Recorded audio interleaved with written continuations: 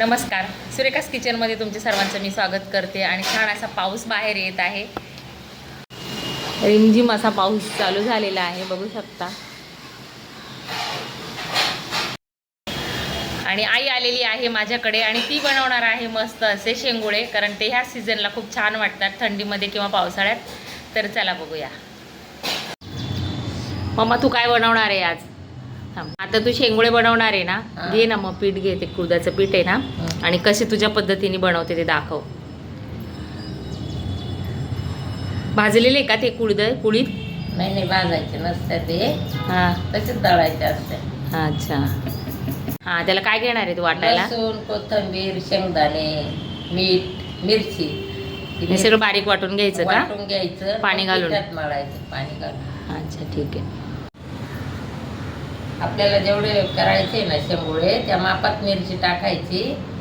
आणि हे वाटण केले ना, हे वाटण पण त्यात कालवायचं, पीठ मळायचं, मग सगळं होतंय मस्त. थोडं थोडं पाणी टाकून घट्ट गोळा मळून घ्यायचा आणि मग त्याचे शेंगोळे वळायचे. आता घट्ट गोळा मळून घ्यायचा आणि तेल टाकून भिजून घ्यायचा, चांगला मळून घ्यायचा. असं तेल टाकायचं थोडंसं,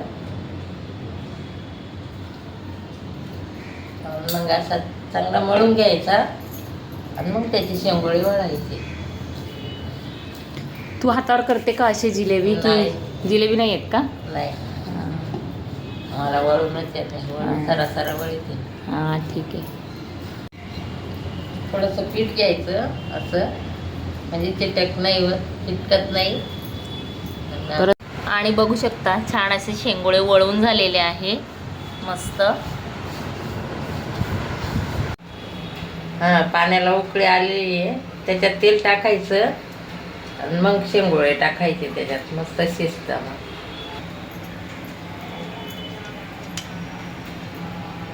असे आदनात टाकले ना मस्त शिजते, मोकळे होते चांगले. याला थोडी उकळी येऊन द्यायची पाण्याला आणि परत अर्धे टाकायचे.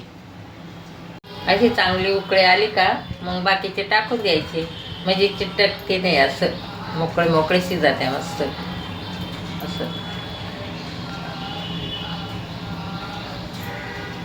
हे जे पिठाचं पाणी आहे ना, ते त्याच्यात ओतायचं, म्हणजे रस्सा घट्ट होतो आणि चवदार होतो. शेंगोळे आता शिजत आलेले आहेत. शिजले ना आता? थोडे शिजून द्यायचे का 5 मिनिटं? हां, अजून शिजू दे ना, थोडे ते शिजून द्यायचं अजून. बीट टाकलं ना थोडे काढून, मग शिजवून द्यायचं. झाले का? हो, झाले आता. झाले ना? हां. येऊ खायला? हां.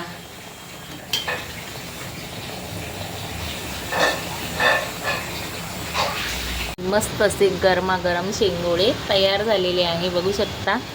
मस्त असा रिमझिम पाऊस आणि शेंगोळे. या खायला मस्त.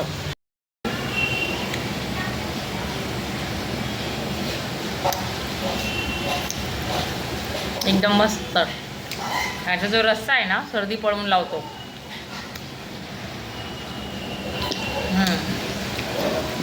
आणि ही शेंगोळ्याची रेसिपी तुम्ही अजूनपर्यंत केलेली नसेल तर नक्कीच करा आणि पावसाळा एन्जॉय करा.